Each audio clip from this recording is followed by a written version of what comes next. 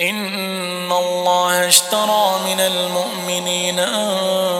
أنفسهم وأموالهم بأن لهم الجنة يقاتلون في سبيل الله فيقتلون ويقتلون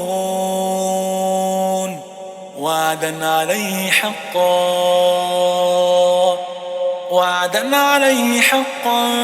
في التوراة والإنجيل والقرآن ومن أوفى بعهده من الله